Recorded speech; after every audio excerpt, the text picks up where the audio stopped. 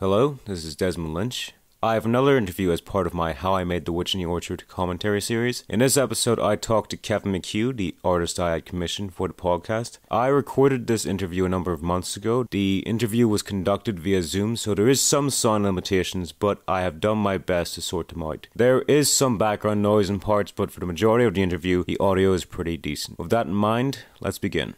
Hello everyone, my name is Desmond Lynch. I'm 23 years old and I want to be a filmmaker. With me today is a very lovely Kevin McHugh, a freelance artist from County Fermanagh. Is that correct, Kevin? Sorry, I lost you there. Sorry. If you guys don't know, we're recording this interview on Zoom. I'm here in my home in Belfast and Kevin's here in Fermanagh. So apologies if we skip out, but I'll hopefully try to edit around it. Yeah, it would be a bit weird if we were in the same room and I lost you.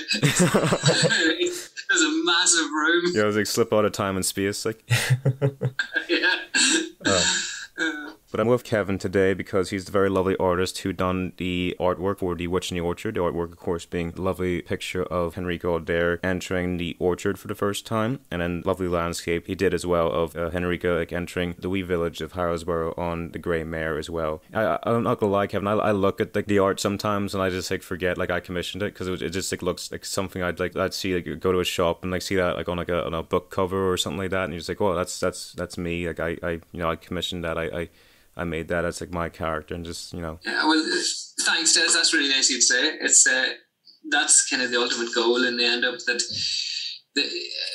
you commission or somebody commissions an illustration, or some illustrator creates that illustration, but it's not just mine and it's not just yours. It's for the job of the illustration is to draw other people in who have never heard of the project before, whether it's a book or a TV show or a theatre company, whatever. The idea of the illustration is to grab the passerby and make them stop and get curious, So yes, it's our illustration in mine years, but its goal is to be everybody's, and so that's nice of you to say that you feel like you could walk into a bookshop and see it on the cover of something, because that's the whole idea. So that's good. That's nice compliment. Thank you. That's good. I have a few questions here for you, Kevin. This one's a bit of a hard one. Who are you and what do you do? Well, that is a tough one. I am Kevin McHugh. I am an illustrator / mural artist. I suppose that's the two halves of my job, but basically it's all the one job. It's all creating something out of nothing. It's basically coming up with an idea, either on my own or with a client, and making a visual representation of that idea. That's I think that's the best way of putting it. Whether that's on a wall or on canvas or in pixels, it's all the same job. Doesn't matter if you're doing something 3 stories high or a little thumbnail for Facebook. It's all the same job. So we'll stick with Illustrator then. Probably sums it up. I do specify probably or specialize in sort of dark, sort of the darker end of things, the fantasy, horror, Halloween tinged things. That's the kind of jobs that I love to get, and it's probably what I'm best at. I'd say I'd agree with that, because when I first commissioned you for the orchard, I think you were flat out with I think 7 other projects, just balancing plates on your fingertips. Because I believe at the time you did the orchard in your spare time, because that was a smaller project, and you're doing a children's book. Is that correct, or am I getting confused? Yeah. I think I was doing a children's book, and I was designing. I think at that time I was designing characters for a murder mystery card game as well, possibly around that time. Yeah, probably half a dozen other things as well. It's spinning plates. That's the best way to put it, and that's the way I describe it to people as well. And then you look around, you see one wobbling, and you go back and you give the pole another way spin. I wonder if you ever make so much art that you ever forget about when you finish something and say a year or 2 passes, do you ever forget holy God, I worked on that, or does that never happen? That actually has happened, and I never thought that would happen. Because when you're doing something, it's your focus. Even if you're doing even if you're doing a pile of different jobs at once, at any one time you're only doing one job. At any one day you're only doing one job, and that is your entire focus. But yes, it does. Sometimes in really busy periods, you do a couple of years down the line. I think it's happened. It's happened with a painting, I think, on canvas. I saw somebody's, I think probably Facebook memories or something, and I had completely forgotten I'd done it. As soon as I saw it, as soon as I seen it, I remembered, but it just wasn't in my mind at all. And it was a nice wee surprise. I thought that was pretty good. I haven't had that experience yet, but imagine like it's going to get to the point where like I work on a film or I work like on a short and I'll just completely forget that like I was there. Because I think there was like a tweet by like Anna Kendrick, like she just like forgot she was in the Twilight movies, which is like insane to me, but like I don't know. That's brilliant. Yeah. Let's hope it doesn't get that bad, but yeah, we'll see. But yeah, it is. It's just how busy your head is at the time. That's when things kind of slip by the wayside. Just how full your head is.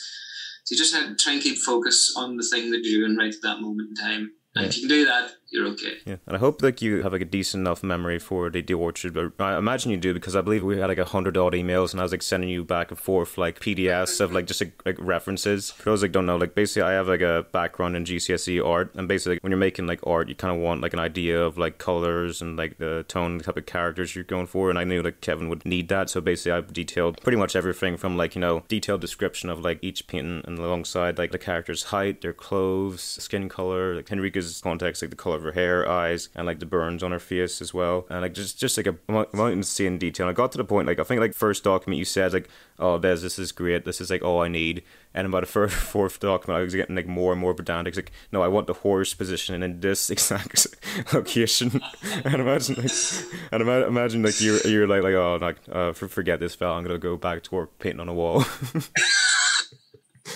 The wall doesn't talk back. No, it was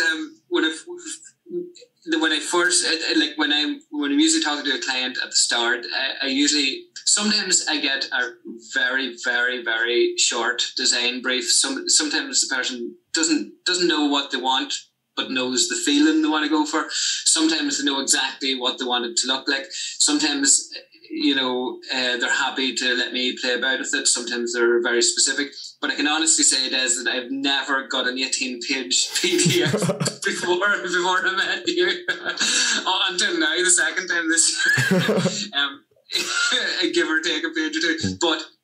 And yes, when I initially opened it, it was slightly overwhelming because I thought, I don't need all this detail. But the more and more I read through it, I realised that all the different things that you had lined out were all the questions I would have been asking you as the process went on.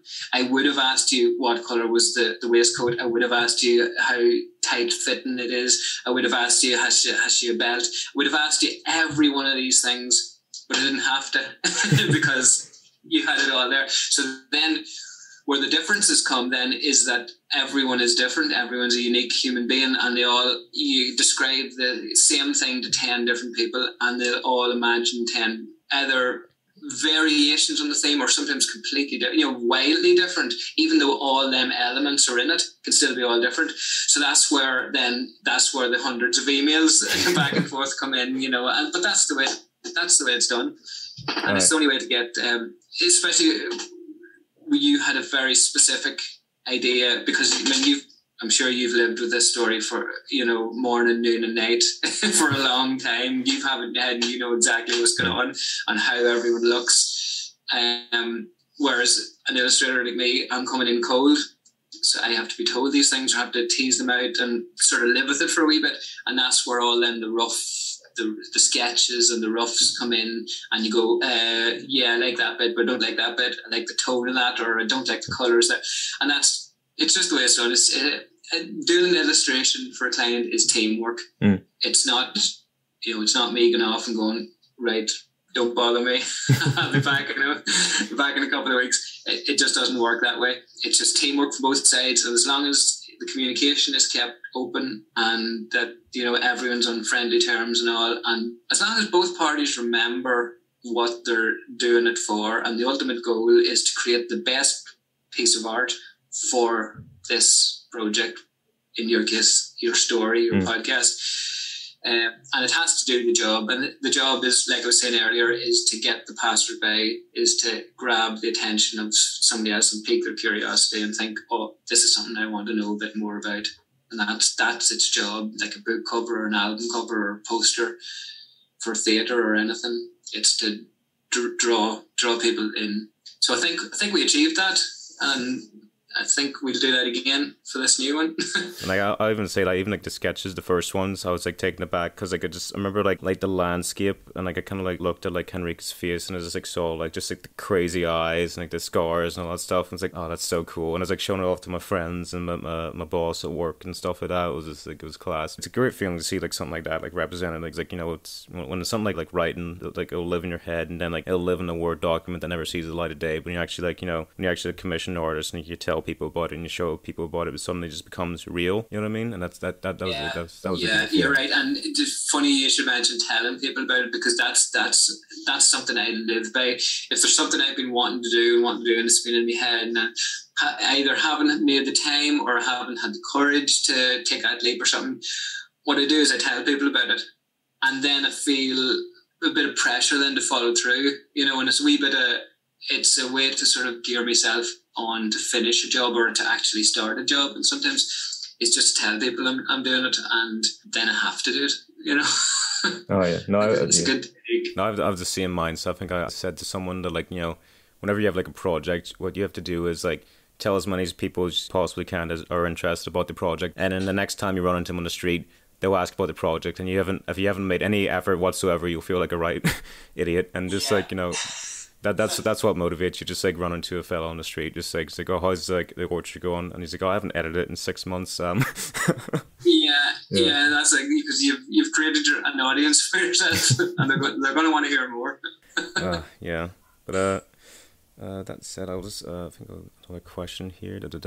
And this one was like a bit interesting because I believe you were talking to me about it, because like a lot of stuff was just like marketing based and it was like online, and you kind of like recommended we do like a digital approach instead of like using the actual like real life canvas with real paints, and then you have to scan it and all that stuff. And you said it was, I believe, better do like digital. So how was like that? And I believe it was your first time doing like a project like this digitally. How was your experience of this? It wasn't my first digital illustration, but it was my first semi-realistic, because I do a lot of more exaggerated, cartoony type illustrations digitally. And whereas with painting on canvas, I can do really realistic, but I was only learning how to do really realistic digitally. And then when you asked me to do this, it's kind of like telling your friend you're doing something and you have to do it. It was the same situation, whereas I deliberately said yes to the job, so I'd have to do it, you know, that way. So, and going, right, I have to learn, I have to figure out these techniques. I have to figure out how I can make this look like one of my real paintings. But the reason I wanted to do it, I think I told you at the time, the reason I wanted to do it digitally is because you have far more freedom with it after. You know, because things are in layers, for example, so you can move things about. You know, if I did a sort of sketch traditionally, for all the stages that we went through last year, I'd had a stack of paintings, whereas digitally you do them, and then I think at one stage, I think you asked me to change the background color. Maybe that was no problem. No problem, just paint over what I have without affecting any of the characters or any of the other elements in the picture. So you've a lot more freedom, and that's why I wanted to do it digitally. And also it was a good learning curve for me, because, like I say, I could paint realistic in real life, but I wanted to figure out how to do that with a little this wee boy drawing down and a pen. So I think it was good for me that way, because it brought my digital artwork closer to my real traditional work then. You know, it was a good wee bridge between the two. But it's the freedom that it allows you after that is where it really shines, because you can just do it. You can move things about, make things bigger, smaller, add mist. We added mist. Just wee things like that, you know. It's nice to be able to play about with it. Yeah, I suppose, like, remember, like, one email I was kind of saying, like, hey, I like this, but like I said, like, the horse kind of looks like blue for some reason. Like, what's up with that? And he said, no, the horse is white. And I looked at my phone, which I viewed the artwork on. I was like, oh, my light levels haven't been adjusted. So I was just like, oh, I feel like such an idiot. Like, that's another thing about digital as well. It looks completely different on the phone than it does on the computer. When I'm drawing it up on the tablet and then the computer, completely different on the phone. The phones are far more. The contrast is way up on the phone. The brightness is way up. So yeah, there's no universal way. It'll look different no matter how you do it. It'll look different on every device, and all you can do is try to find a balance, try and get somewhere in between that it looks pretty good on everything.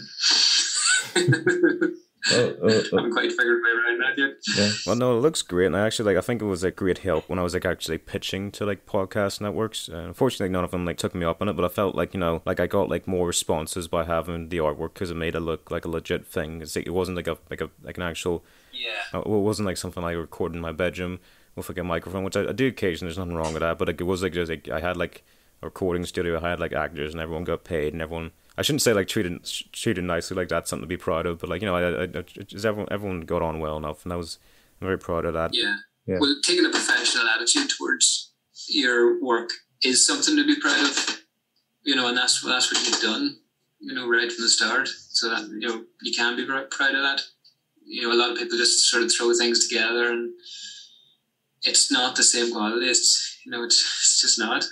Earlier last year, I asked you for some advice, you'd give people looking to commission artwork for a TikTok I made. I think a lot of your advice was just actually going in with an actual proper concrete idea of what you want and being able to communicate that. Is there anything else you want commissioners to know about before contacting an artist? Well, yeah, it definitely helps to have a concrete idea. Now that doesn't mean that you have to know every detail. You don't have to. The artist will sort of work with the client to try and to build up them details as it goes on, as it goes from a sketch stage to more detailed and then to final painting. So you don't necessarily have to know. It's great if you do, as you did, but you don't have to. It's good if you know the essence of what you're looking for, a starting point. You need a starting point. If you come to an artist and you just go, I don't really know what I want, but it's a story about a witch in an orchard. You're adding months of headaches to both you and the artist, just because the artist still hasn't got a starting point. All he knows is that you want something. And that's what I mean. So, but also communication both ways, backwards and forwards. So being fit to tell the artist what you want, and then also be listen to the artist's advice as well. Sometimes people would tell me, oh, I'd love such and such a thing, and I immediately know that won't look good, or it won't work in the context of whatever, or it'll ruin the flow. If they want something there, I know that's going to ruin the flow of the picture and it's not going to work. So I have to diplomatically convey that, and it's up to the client whether they listen or not. But my advice is do listen to the artist, because they're the professional in the visual end of things. So then they have done this for years and they know what works and what doesn't. So if an artist does say to you, that's just not going to work, or it's not going to look good, or it's going to take away from the piece, please listen to that. That would be sort of my advice on the communication thing. And also then it's up to the artist to also listen to the client, because they're still the creator of the project. They know what they want. The artist then will only step in if there's something that's just categorically not going to work, So it's just communication back and forth, and to keep that communication open and it doesn't matter how many drafts you go through, just bear in mind the ultimate goal is to create the best piece you can, because then both parties win. Yeah. Kevin, you were highly recommended to me. I believe you've been doing kind of freelance artwork for many years now. And I was kind of wondering, do you have any advice for artists who would like to do this professionally, or would like to move to freelance? What would you say to them? Do it. I started it not having a clue whether you could actually make a living from it. I'm not trained in any sort of professional way. I spent a lifetime picking up tips from other artists and just constantly practicing my trade and getting better and better, and keep pushing to, like when the start of the digital, keep pushing for different techniques and learn more things, and just learn about colour, the whole basics and the complications of colour is probably the hardest thing, because it's a lifetime of learning. But keep doing it, keep painting, keep drawing, or keep whatever it is you do, keep doing it, and you'll eventually find your own style, and that's the best time really to put your work out there, and just keep putting stuff out there. As corny as it sounds, or as simple as it sounds, social media does work for an artist, because it's very visual.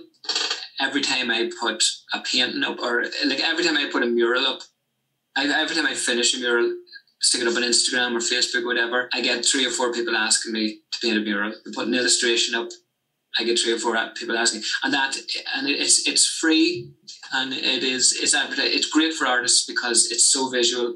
You just put your work up there, and people know instantly whether they like it or not. And some of them people who like it will need something somewhere down the line, and then they get in touch.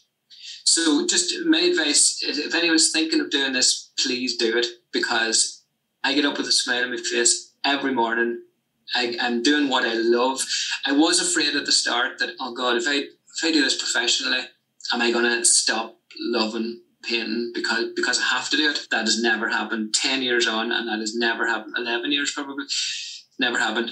I love having a paintbrush in my hand. I love digital painting. I love painting. I get to do it, and it brings an income into the house. And so if you're thinking about doing it, just do it. Just try it, and don't let anyone put you off, because what do they know?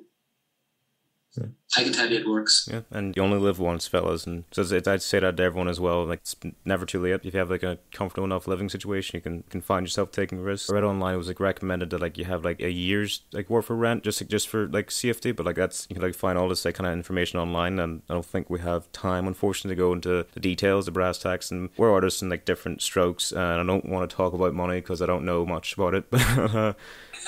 Same here. Oh yeah, no, Mavs is just like not my strong suit. It's my Achilles heel, unfortunately. But Kevin, again, thanks so much for your time to shoot on. Unfortunately, we're both very, very, very busy. Do you have anything going on at the moment? Anything going on? I'm working on your next commission at the minute. I'm working on 3 jobs at the minute.